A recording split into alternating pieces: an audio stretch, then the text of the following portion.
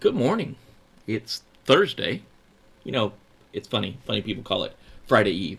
That's what I want to call it, Friday Eve. It's been one of those weeks. It's really been a long week, and it's not over yet. We're just over the hump. Just got over Wednesday, but we are getting there. It's the 10th of December. Today we talk about what's in the holiday. Today you got to talk about it's Hanukkah. Hanukkah starts today. It's going to go for 8 days, 8 nights. It's funny the things you remember. The reason I remember Hanukkah is 8 days is because Adam Sandler's movie 8 Crazy Nights. Funny the things that stick in your mind, the things you remember. Good morning, Rainier. It's nice to see you. You guys, if you're coming in this morning, you know this is Cup of Cyber. We're going to talk about things that are important to you guys, things I think are going to get you there. This morning, we're going to talk about these guys, ISC squared.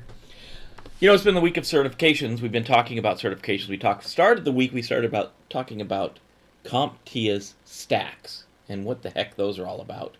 Then we talked about all of the CompTIA certifications. We'll throw that up in the thing, the show notes, or the card. We'll throw a card up above later, but it's got to be later because it's got to wait till YouTube processes the video because we are live. Cup of Cyber is a live show where we talk about cyber topics, security topics, information topics, privacy, risk topics that are important to you. And I think this week we're setting the stage with a review of all of the major certification providers, at least the ones I think that are important. We're going to end up slicing some off the end that are very important, but I don't think they're important to what we're talking about next week, which is building the career paths into some of the most beneficial cybersecurity jobs, or careers, I should say, because these aren't jobs. It's not a job. It's not something you're going to go do for a year, hopefully. Hopefully it's something you do for 20 or 30 years. So setting those paths up is important, so we have to start with setting the requirements. One of the requirements that we see in most of these jobs is certifications. So after we got done talking about the stacks, we talked about all of the CompTIA certifications. We went through every single one of the CompTIA certifications. Yesterday, we went through every one of the ISACA certifications. You know, those folks that bring us the ISSA, CISSA, and the CISSM certifications.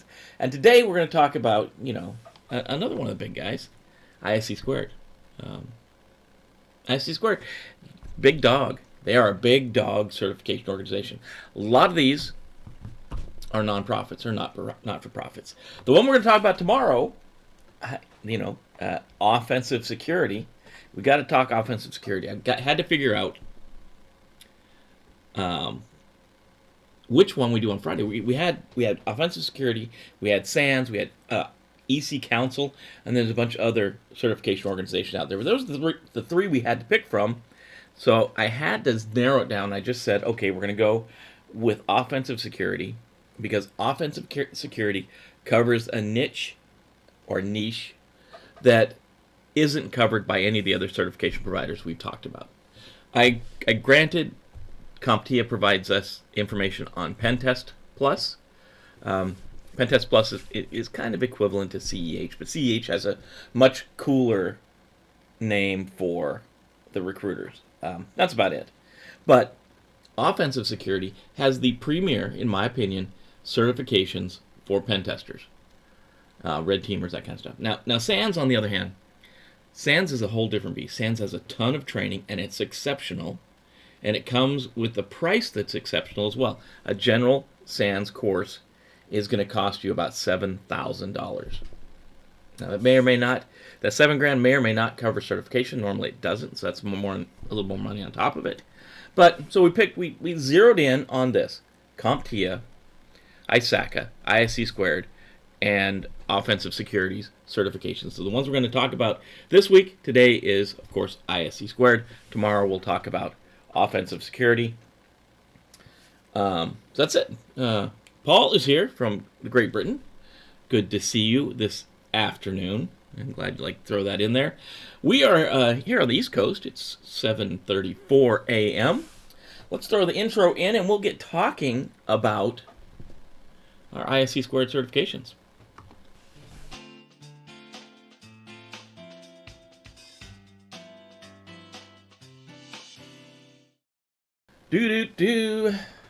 Man, certifications, it's a tangled mess. It's a tangled mess because there's so many of them.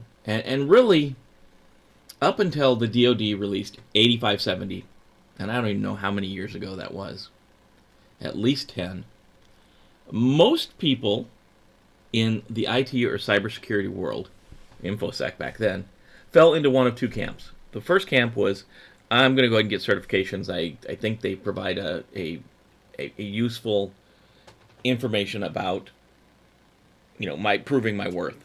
And then there's a much bigger group of people that said, I'm not doing any certification because I know my stuff, right? Yeah.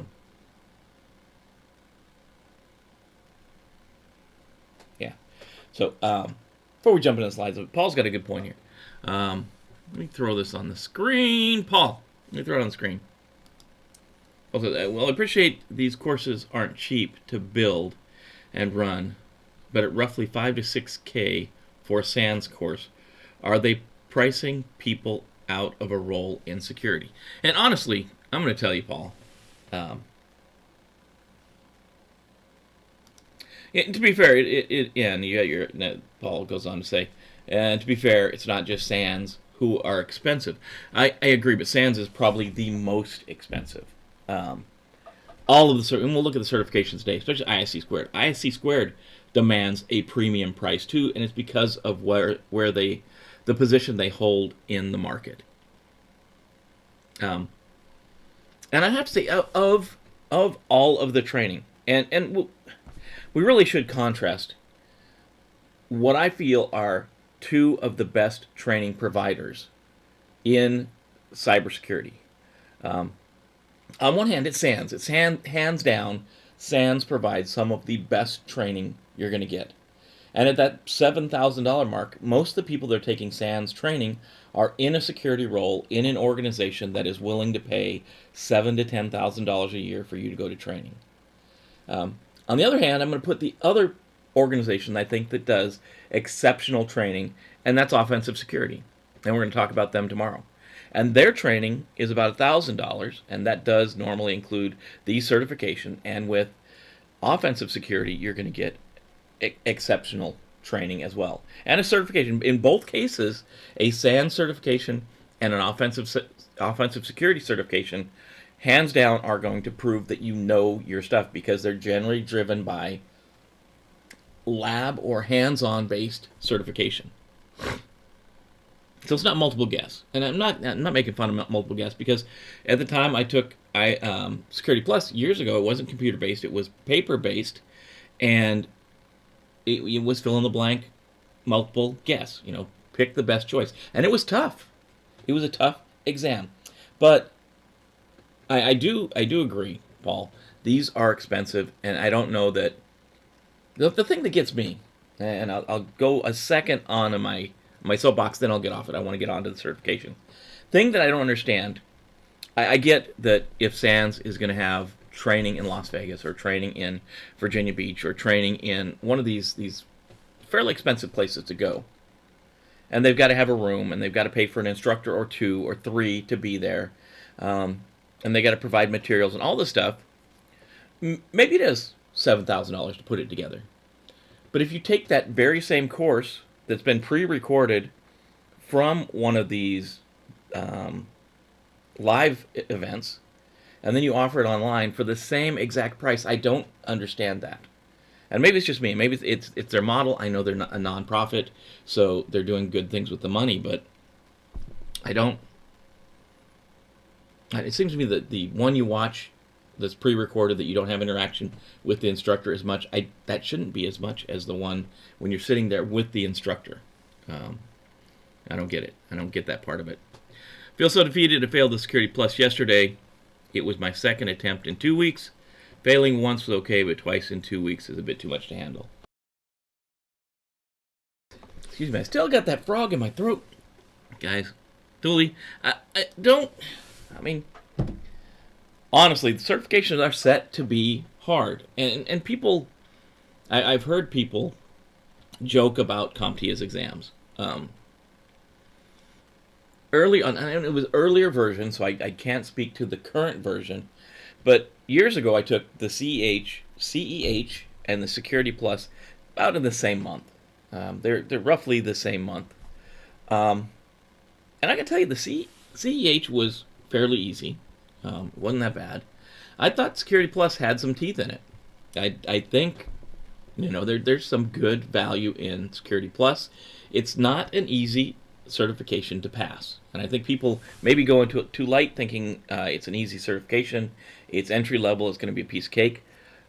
Don't feel bad about that, fully. Some people are okay. Some people are just better test takers too. Um, it's not meant to be easy. I hate that you're giving money away to CompTIA over and over again, because, like we said, these are not inexpensive events when you go to take them. It's unfortunate. I don't be disheartened. Get back in there. Study those areas you think you need to get tough on. To me, I don't know. There's some areas in Security Plus that are a little tougher than others, but I think that's based on your background. So a lot of people have trouble with cryptography, PKI, that kind of stuff. Those areas in Security Plus, because they're different. They're based on, I was talking about this in a class the other day, they're based on really, really strong math. The logarithms, the math behind it is way beyond most people's comprehension. So I was asked a question, well, why is this one stronger than that one? It's like, my answer is I don't know. The math is just better. It's like something to do with the math and the background, the logarithm of it. I don't get that part. I don't get the math part. I understand the big points about the different types of RSA or AES or that kind of stuff. What's the important part about them? But I don't ask me about the math that makes them work in the background. And that's something we don't need to know. We don't need to know the math. We just need to know, what type of encryption is asymmetric versus symmetric, those kind of things. So think about those things you're good at, and don't really worry about those so much, but focus on those areas that really you're not that good at. And as people, we don't generally like, we stay in our comfort zone. So if there's an area you're not really, nailing down, really good at, get in there and just get beat up by it. Go continue to take those quizzes, take as much information in as you can, but don't feel defeated. Don't give up on it. Get back out there, give it another try. I'd give it a little, do a little study and grab the book, grab the, the exam. I guess they're exam crams. Go over that, figure out which parts of it you're stuck on. So that being said, we'll put the comments on hold till after the little presentation. We'll walk through this presentation. Some of you may be surprised at how many certifications that ISC Squared has. Some of you may not. Some of you be like, I knew that all along. They got a ton of them. And it did start out, they didn't have this many. Like everyone else, they add certifications to cover down on areas that they honestly they want money from. So we're going to overview every ISC Squared certification. We're going to hit on the high points, and then later we're going to talk about a video. We'll do a video of each of the individual certifications, going deeper dive. This is your high-level overview of the ISC Squared certifications. So ISC Squared, if you need to know what it is, it's the International Information System Security Certification Consortium. That's where they get ISC Squared. It's a non-profit organization specializing in training and certifications for cybersecurity professionals. It has been described as the world's largest IT security organization. That's from our good friends at Wikipedia. They provide us with this information. Richard's here. Good morning, Richard.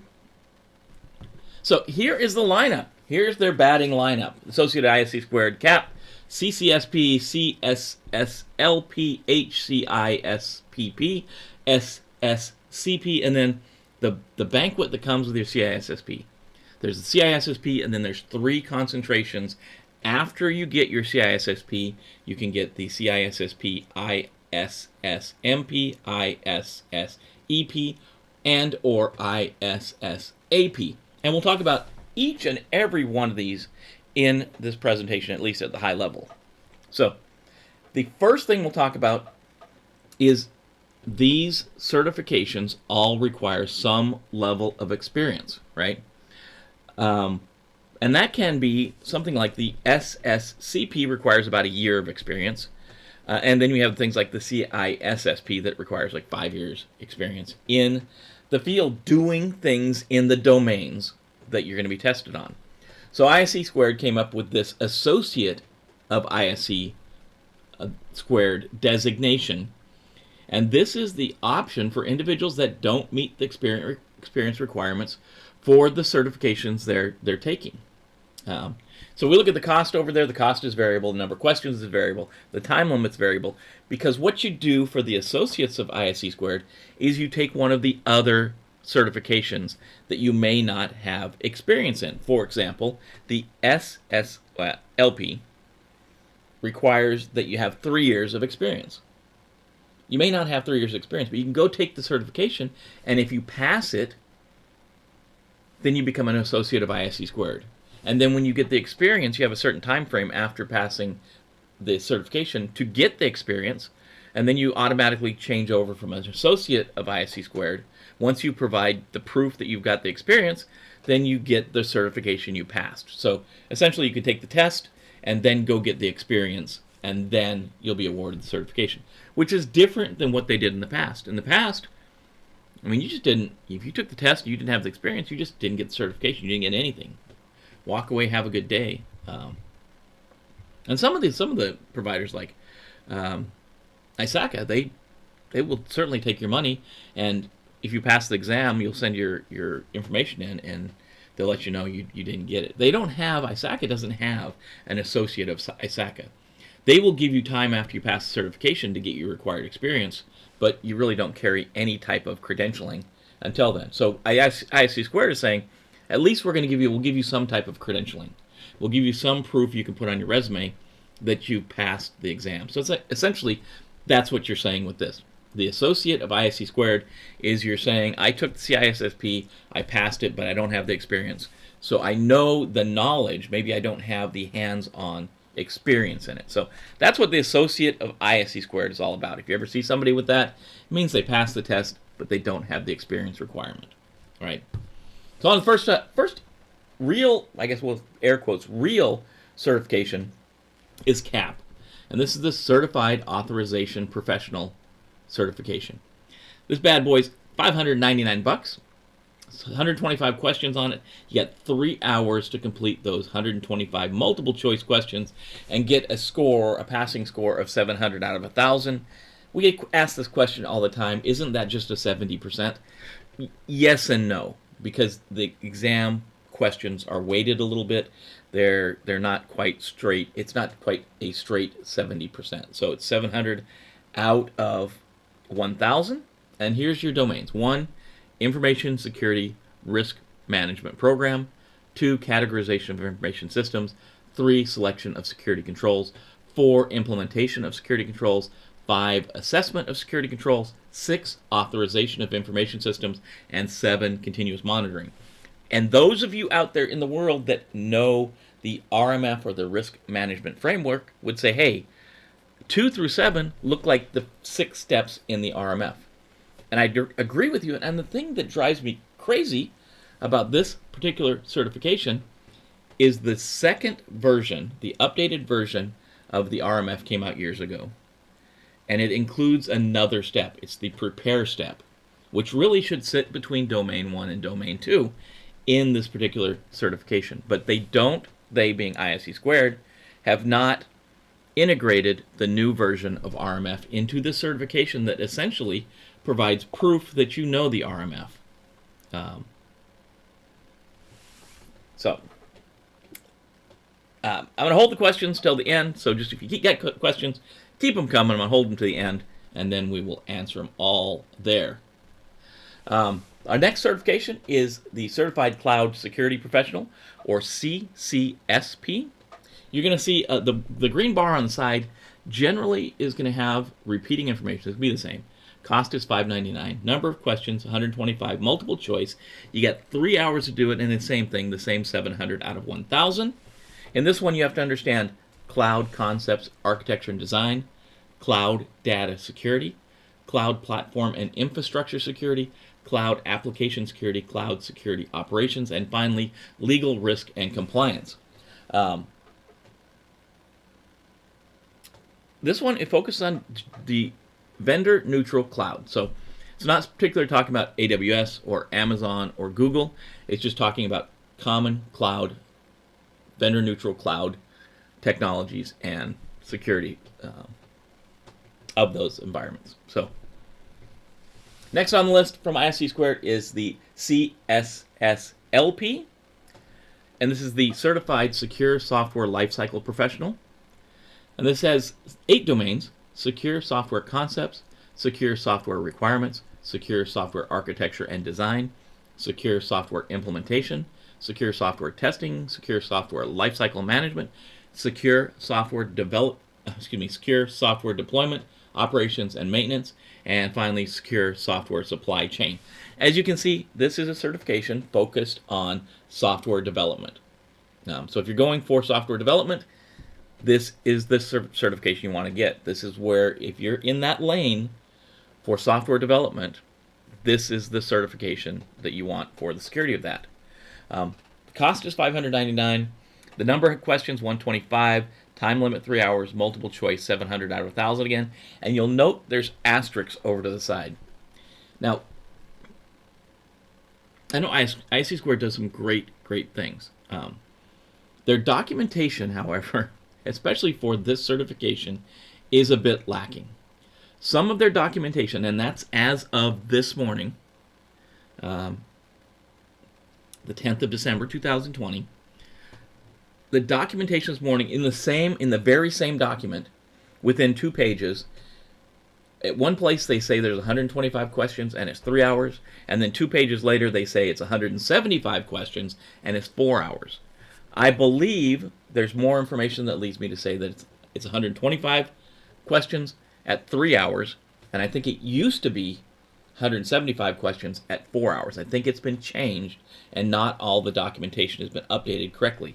So if you look at their guide for this certification, it's going to say 2 different things. It's going to say 125 and 175 questions. It's going to say 3 hours, and it's going to say 4 hours.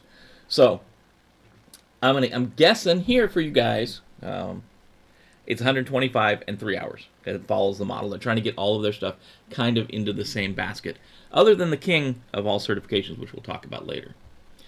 If you're in healthcare and you need a certification that proves you know security and privacy about healthcare, you want the HCISPP,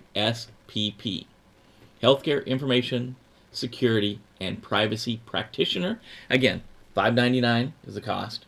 125 questions, 3-hour time limit, multiple choice, and a passing score of 700 out of 1,000 possible.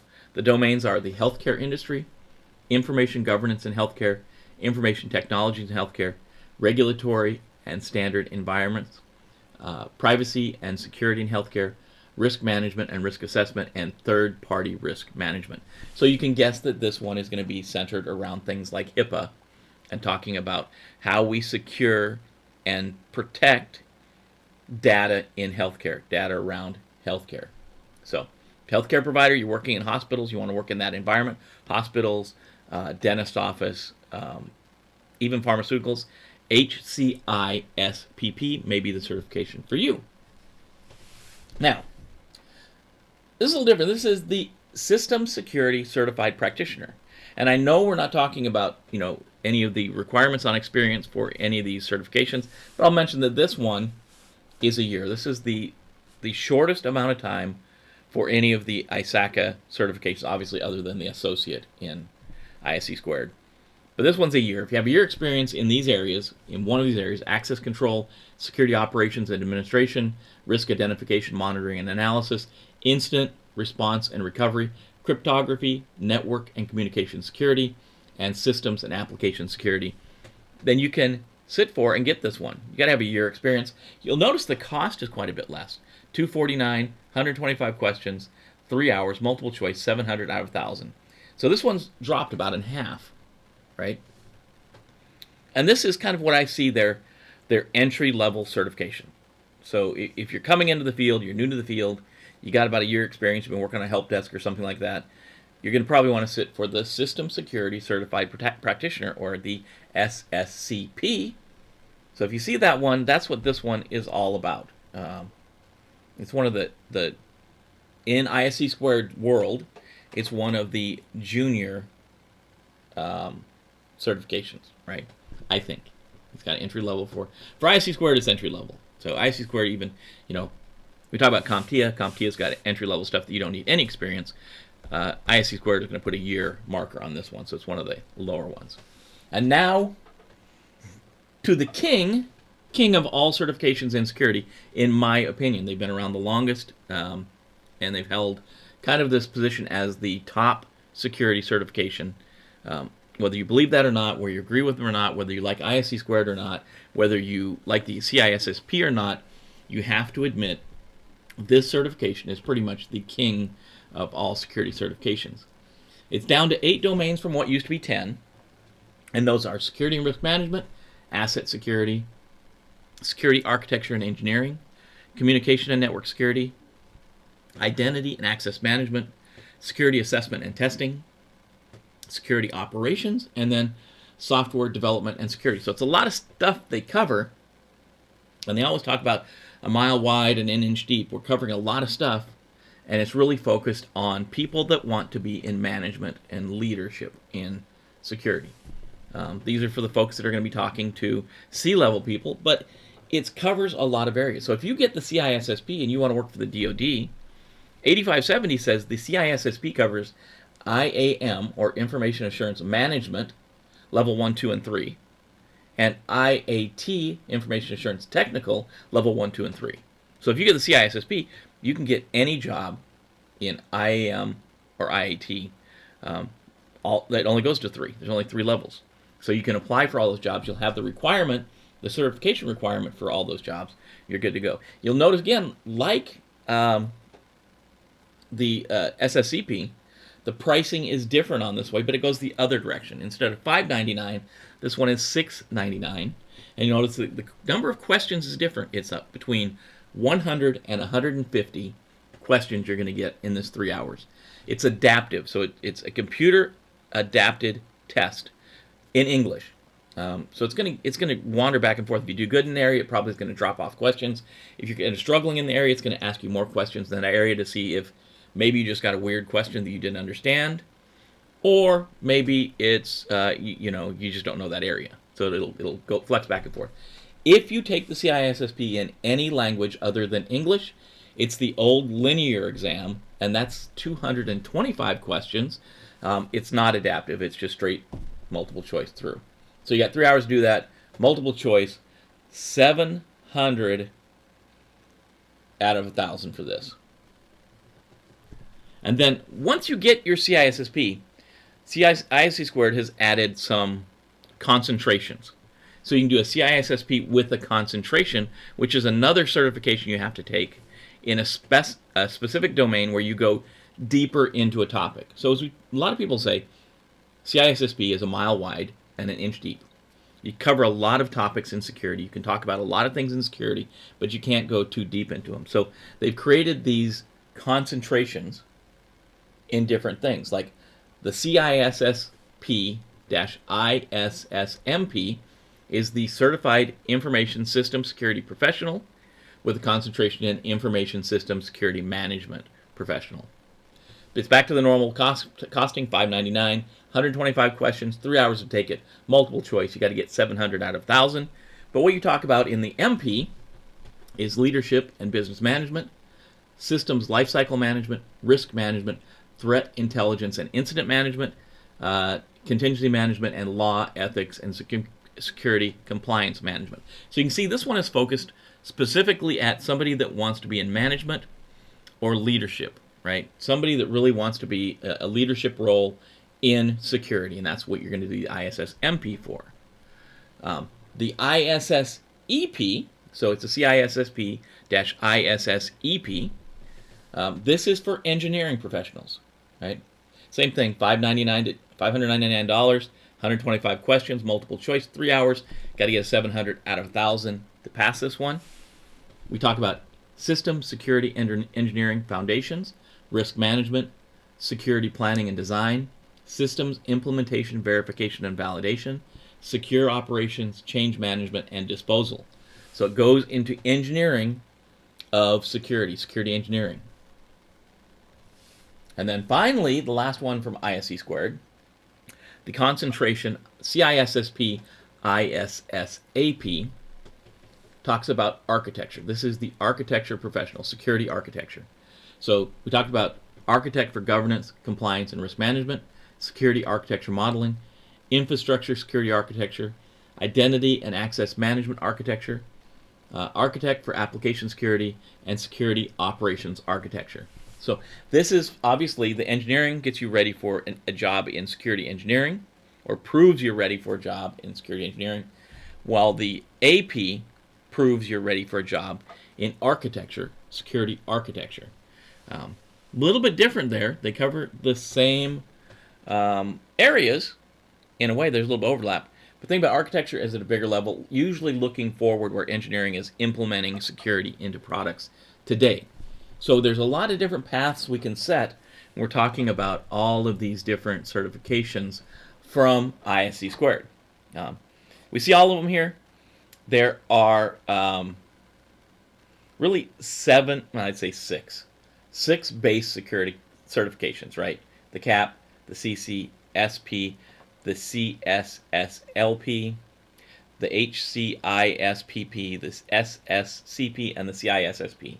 Then you've got the associate, that you can take any of those certifications and get the associate. And obviously you can't be an associate of ISC squared for ISSEP or MP or AP, because any of those you have to have your CISSP first before you can take one of the concentrations. So you can't go sit for the ISSEP unless you're currently a CISSP in good standing. And we'll talk about these certifications in more depth.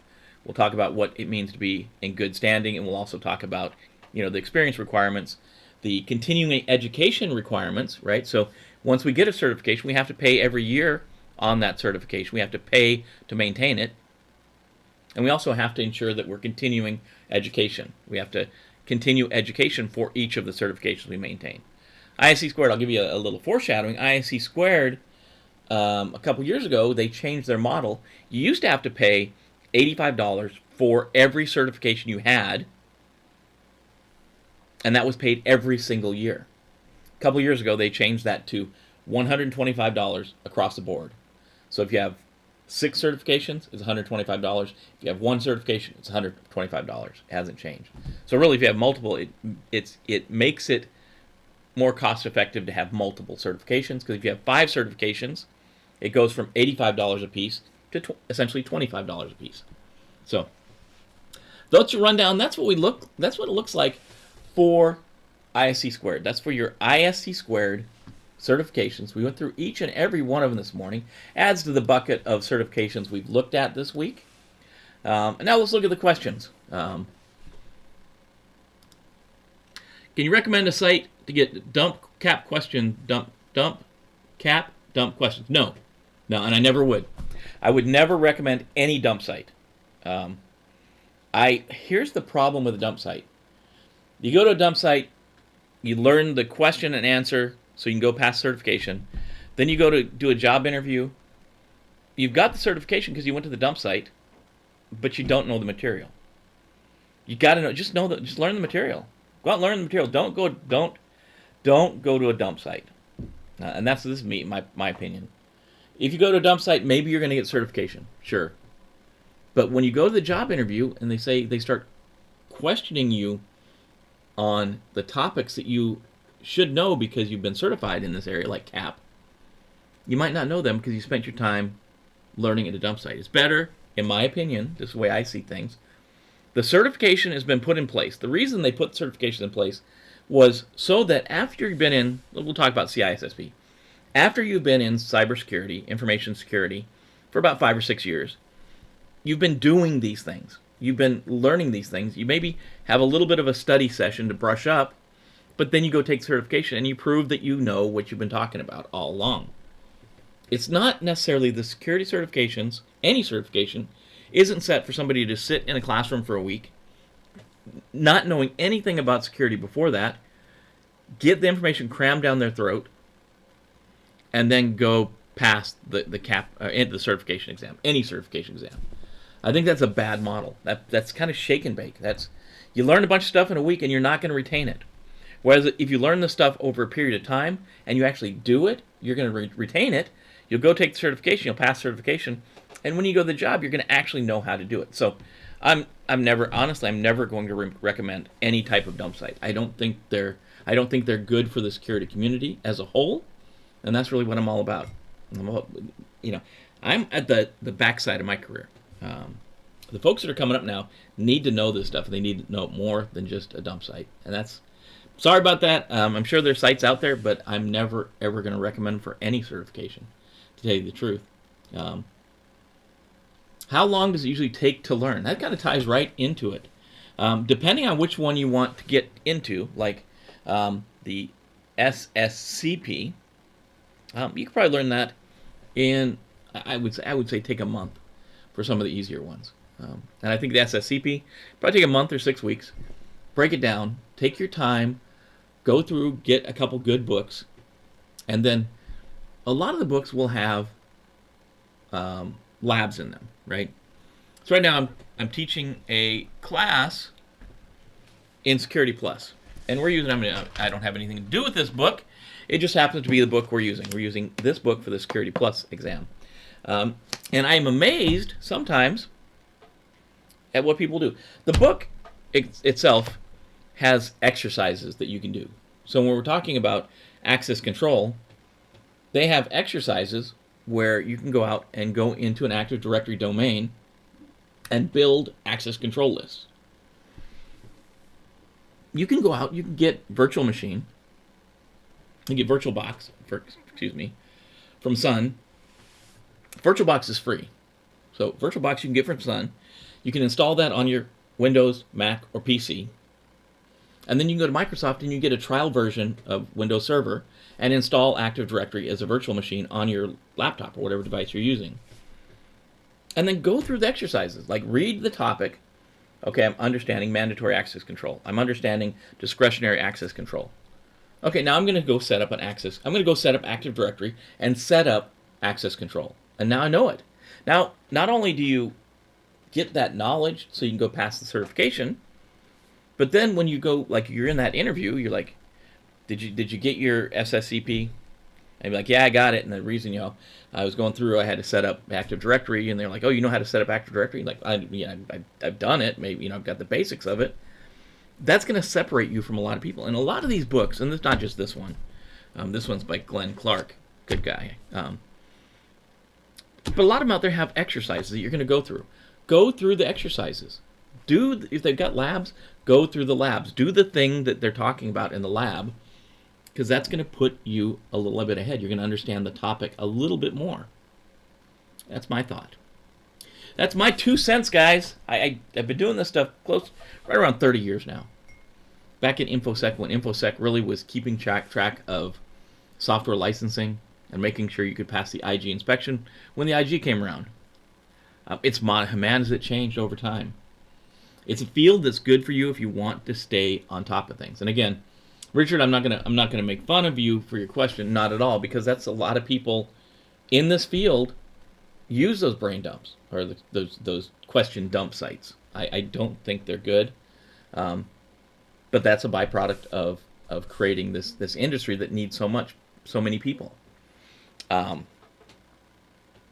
You got to know it. You're going to be learning. You're going to be learning every day. We talked about SANS. I just in the mail this week I got the course material for SANS penetration testing. Like I said, I've been doing this stuff for 30 years. Just started a new class yesterday. You're going to continually be learning in this field. If it's not a field that you want to continue to learn in, if you come into security, if you come into cybersecurity, if you come into maybe some of these areas in security, many of them, almost every one of them, you're going to have to continually be learning. The technology changes, the topics change, the things change. 15 years ago, we wouldn't talk about wireless. We wouldn't be talking about wireless.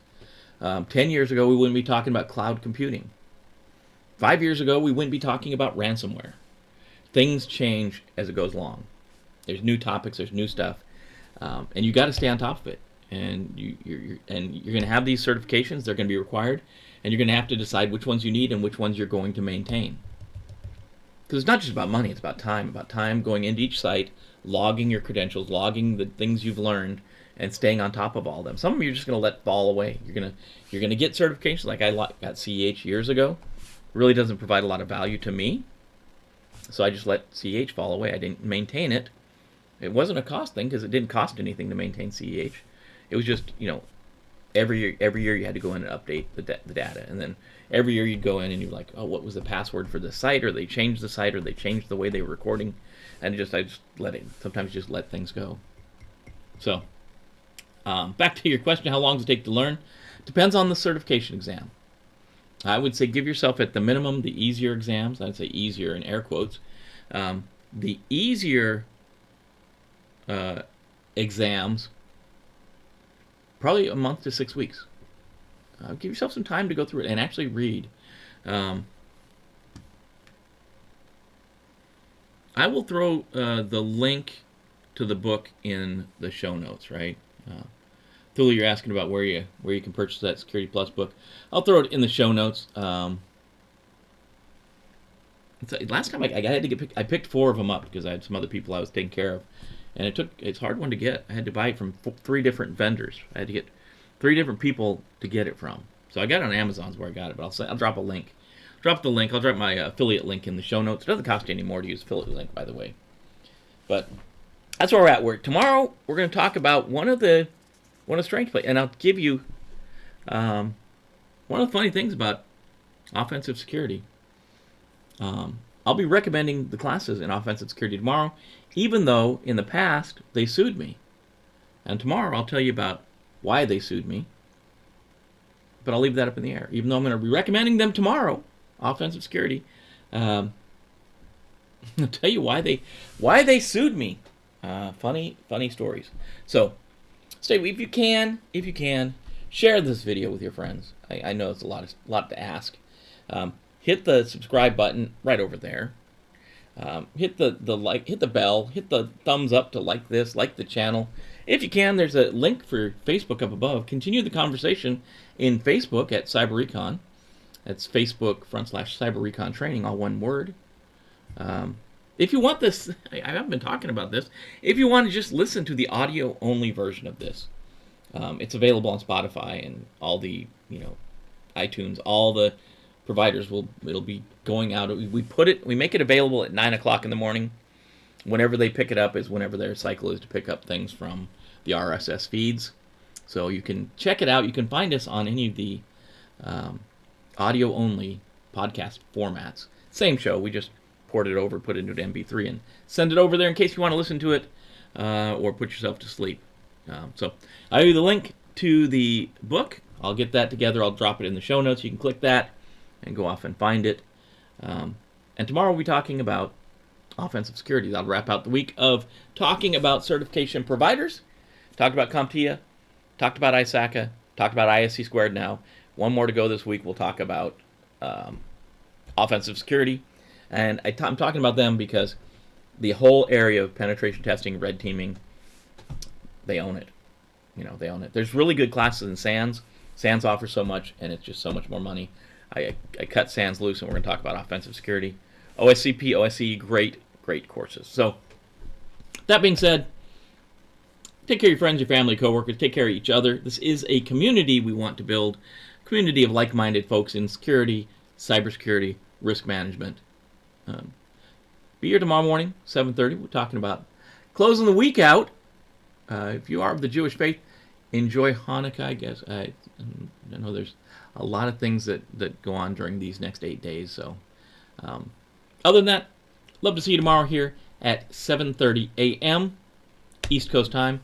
Talk about cybersecurity. We'll see you then.